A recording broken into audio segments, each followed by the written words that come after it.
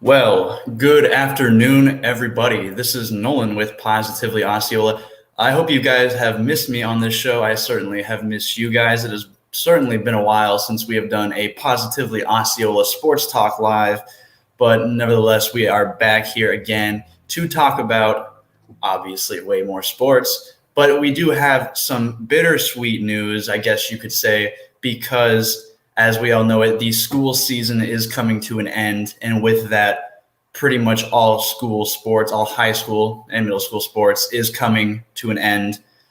And why I say bittersweet is because, well, one, this summer gap in between school sports means we are getting closer to the start of fall sports. So such as football, everybody's favorite. It's personally my favorite. But we also have some spring sports coming up. We have some news. We're going to be talking about that. So like I said, the spring sports season has come to an end for all Osceola public schools this week with the spring football games. Like I mentioned, they're being held Thursday and Friday this week, and we're going to talk about that a little bit. But yeah, without further ado, let's get into it.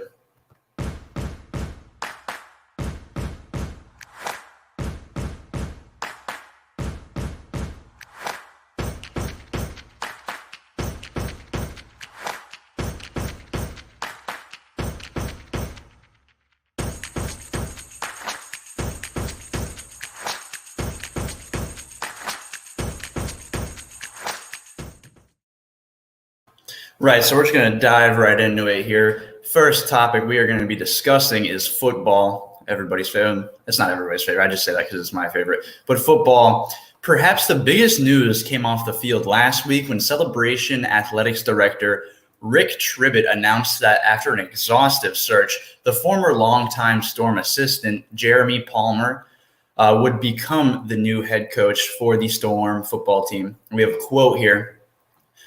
We had an initial pool of 40 applicants, and we narrowed it down to 7 outstanding candidates and then selected 3 to bring in for final interviews. That's what Tribbett said. Coach Palmer's vision for the future and familiarity of the program, the school's culture and knowledge of the kids definitely shine throughout the process. We are excited to have him take over our program and look forward to continued success under his tutelage. So a little bit more about Palmer. Palmer joined Celebration High School back in 2013 under Dennis Thomas as a defensive line coach and was elevated to defensive coordinator under Jay Sobke for 4 years. He became co-defensive coordinator at Horizon last year during their inaugural campaign. He's a 2011 graduate of Louisiana Tech after starting his career playing defensive line at Mississippi College. He replaces Rich Pringle, who guided the Storm to its best season in school history, which was a record of 7-4, but resigned after 1 season to become head coach at Lake Gibson. Palmer joins Anthony Paradiso from Toho, Michael Short, St. Cloud, as new head coaches for football in the county. So we do have a lot of new coaches stepping up to the plate, and you have to wonder how Palmer is going to see the potential for this team, because he has, I would say, some decently sized shoes to fill, because Rich Pringle did leave the Storm with the best season in school history with a record of 7-4. And we got to see what he's got, man. On the field, 7 teams will conclude their spring drills with games. We're moving on to the next topic. We're talking about spring football now. The schedule includes East Ridge at Harmony on Thursday and Friday games of Point Siena at Gateway, Liberty at Lake Region, Edgewater at Osceola, and Celebration at George Jenkins. St. Cloud will compete with Orlando Christian Prep and Freedom in Jamboree-style game, which is a half against each team. That contest will be held at Freedom, and all games start at 7 p.m. sharp. So now that we've gotten our football talk out of the way, let's talk to our baseball fans here for a little bit. Osceola was the last team standing in the county, but saw its season come to an end after an 8-4 loss to Park Vista last week. So, like I just mentioned there, Osceola was the last man standing for all the county teams come playoff-wise. The Cowboys made a very deep run in the tournament, beating Freedom High School and Lake Nona. mind you, Lake Nona was a very good team. And the Osceola Cowboys, they made light work of them. The Osceola Cowboys, they were astonishing this year. Coach Scott Birchler, congrats how far you guys got. Great season. Go Cowboys. It's only going to get better, man. And if you want to read up more about the run that the Cowboys had, it is on our page, positivelyosceola.com. Go check it out. Now we're going to be moving to softball. Right, so although Harmony lost in the district semifinals, the Longhorns, with a 14-5 record, was strong enough to warrant an at-large bid to the regionals. Unfortunately, though, Harmony was an 8 seed and drew powerful top-seeded Melbourne, which Melbourne, they were a pretty good team. They had a record of 21-2-1 in the first round. They had to play Melbourne in the first round. Sorry, I kind of stopped there to explain Melbourne's record. But Jasmine Franick and Kyla Berry would combine to strike out 17 batters and allow just one hit and a 6-0 win over the Longhorns. So that's some crazy pitching there. So Harmony should be formidable again next year as they start just one senior in the game. So as you can see, Harmony's got a young team now. If you look at how far they made it this season, and it shows how much room that they have to grow with these young players, So I think there's nothing but great potential lined up for the Harmony girls softball team.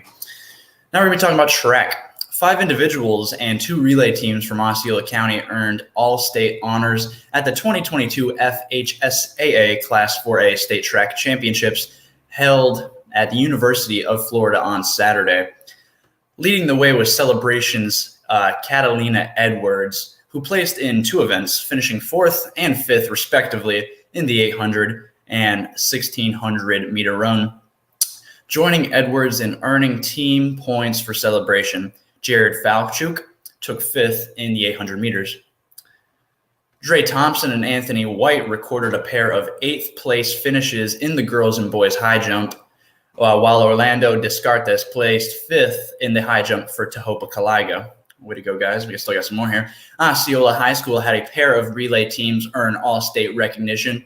Shannon Levy, Quayana Jenkins, Aliyah Strauchen, and Zanea Bright, hopefully I got your guys' names right, clocked a time of 48.03 in the 4x100 relay to place 6th overall, while Tavion Swint, Jakeem Jackson, Henley Placid, and Bo Masco ran a 42.22 in the boys 4x100 to place 8th. All runners are underclassmen and will return next season. So like what I was talking about with the girls softball, if you're making it that far and you have a young core, you have to be looking up, all the potential that you had. Sorry, I'm hitting the table and it's shaking. So you have to look at it's going to get better, man. These are all underclassmen. They're going to keep shining all the way up until their senior year. It's going to be great for them. So one more thing I would like to discuss is the St. Cloud soccer team. They did win the President's Cup. So now that they have won the President's Cup, coached by Scott Marlega, who I believe is one of the coaches at, Harmony. But anyway, so they have won the President's Cup, and now they are moving on to compete at the regional level in Texas. So I got a chance to talk to these girls, and they're excited, obviously. I got to talk to some of the seniors. They are giving it their all as it is their senior season. They just to let it all out there, and they are excited for their trip to Texas, and I think they're going to do pretty good. So make sure we root for them. They're not only representing St. Cloud, but when they get to this far up at this level, at the regional level, they are representing the entire state of Florida. So no matter where you live, if you're in Florida, you better be supporting this girls' soccer team. We wish them the utmost amounts of luck. They will be traveling to Texas, I believe, early to middle next month. So let's show them some proper support, guys. Well, that is all on my itinerary. So I hope you guys enjoyed this episode of Sports Talk Live with yours truly.